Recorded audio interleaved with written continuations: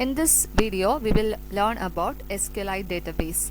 Okay, SQLite is an open source relational database that is used to perform the database operations on Android devices, such as storing, manipulating, or retrieving persistent data from the database. It was designed by D. Richard Hipp, and Hipp was designing software used on board-guided missile systems and thus had limited resources to work with. The resulting design goal of this SQLite were to allow the program to be operated without a database installation or administration. And this SQLite databases uses to persist data. So why SQLite database? Because it is lightweight and it is optimized for a single user and it is stable and fast. And where this database is stored? In Android Studio, this is stored in the data folder /data/package name /databases. And this, whenever you dynamically create a database, it actually creates two files, that is database file and journal file. Actually, this database file is a file that contains all of the information that you stored and are committed, and this journal file, it contains all of the changes made by you used to undo the latest changes. Okay, that is database file and journal file. The next, moving to the features of SQLite. So SQLite has so many features. The first one is the transactions are atomic, that is, it persists the asset properties even if the system crashes and power failures. This is atomic, consistent, isolated, and durable. Then the next one is it has zero configuration, that is, no setup or administration is needed. Then full-featured SQL implementation with advanced capabilities like partial indexes on expressions, JSON, and common table expressions. The next feature is that it is a complete database which is stored in a single cross-platform disk file. Then it supports terabyte-sized databases and gigabyte-sized strings and blobs. Then next one is it is small code footprint, that is less than 500 KB, fully configured, or much less with optional features are omitted. Then it is simple, easy to use API. And then the next feature is it is written in ANSI, that is binding for dozens of other languages available separately. Then well commented source code with 100% branch test coverage.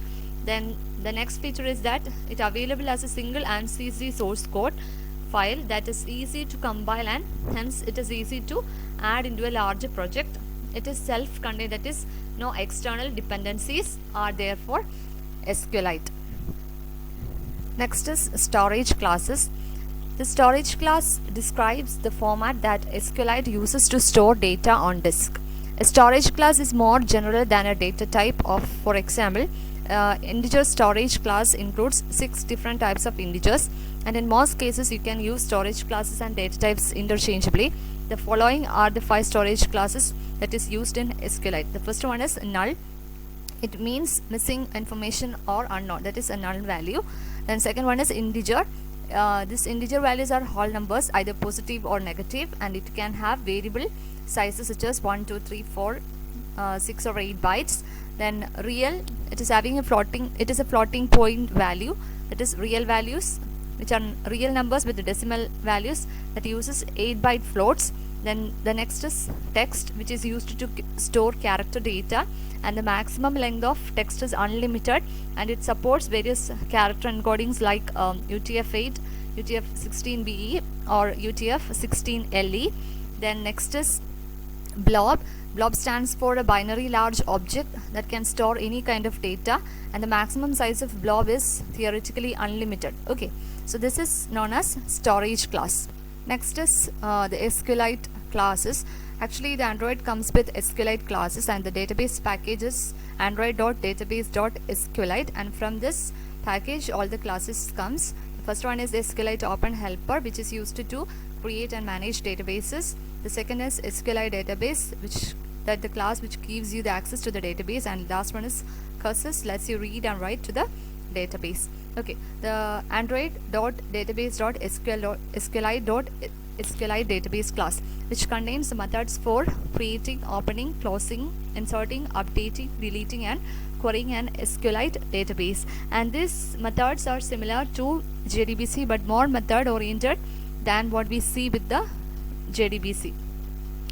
And more specifically, this SQLite database provides insert, update, and delete methods, and in addition to that, it provides the execute SQL, that is EXEC SQL method, which allows you to execute an SQL statement directly. Then how to create a database? We use the open or create database method to create a database. It is not only opens but create the database if it not exists. Okay, this method is equivalent to the open database method. Here is an example. We have to import the package android.database.sqlite, and in that you have to call the class, import the class SQLite database, and you have to create an object of SQLite database, and in that object we are calling the method open or create database, which is having 3 arguments: MySQLite database, the database name, and if there is any database created, if you want to create SQLite.database, SQLite database.create if necessary, then it's null value. This is how we can create a database. How can create or open a database. Then second is how to create a table. So create a static string containing the SQLite create statement, which uses the execute SQL method to execute it, that is exec SQL method. So here you can see an example. You have to create a static string which contains the SQLite create statement. Here string create author, which having the create statement, create table authors, have created the table authors, which is having 3 fields: ID, name, and F name and last name, first name and last name, and you have to call using the SQLite database object, that is mydatabase.exec SQL create author. Okay, you have to pass that static string variable to the execute statement. This is how you have to create a table. Then next is insert. This method allows you to insert data into database and return the ID of the record once it is being inserted. If it returns 1, it is that is you are unable to insert the record. And you have a syntax: long insert string table, comma string null column hack, comma content values. To insert, we use the object of content values, and this object is to hold name or value pairs of data, and the key represents the table column identifier, and the value represents the content for the table record in this column. And this content values can be used for inserts and updates the database entries.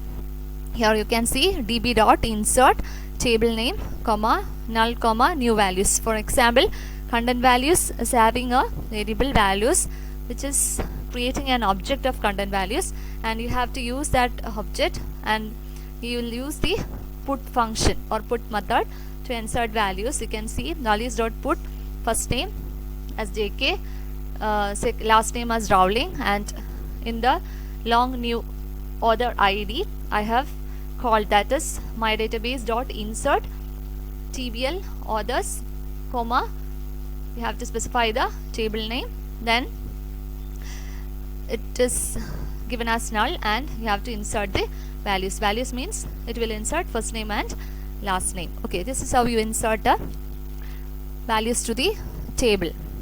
Okay, then next is update.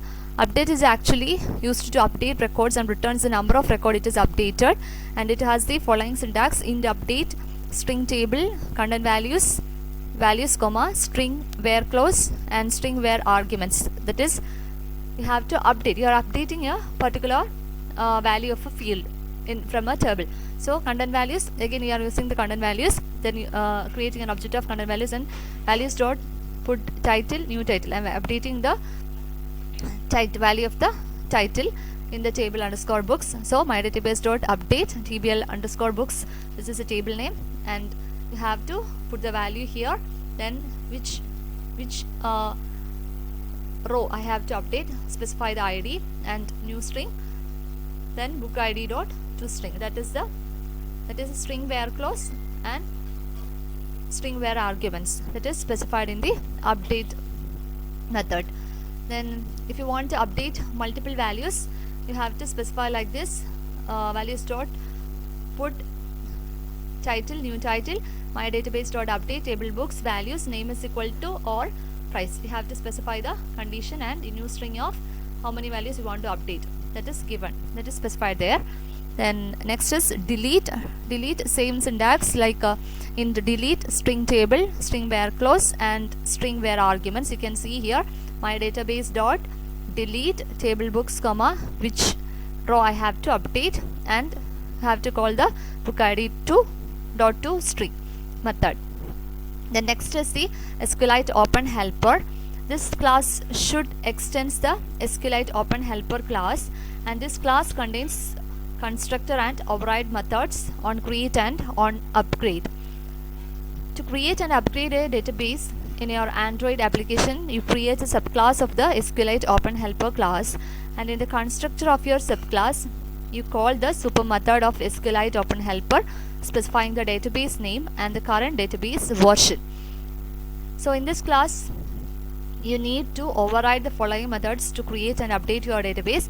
That is, first one is on create and the second one is on upgrade method. On create is called by the framework if the database is accessed but not yet created, and on upgrade is called if the database version is increased in your application code, and this method allows you to update an existing database schema or to drop the existing database and recreate it via on create method. And this both methods receive an SQLite database object as parameter, which is a Java representation of the database, and this open helper class provides the get readable database and get writable database methods to access an SQLite database object either in read or write mode. So this is an example for SQLite helper class. You can see the student, this is a helper class which extends the SQLite open helper, and you can see here it overrides a method on create and on upgrade. Okay, so in on create it creates a new table, that is, and the execute function is execute method is called.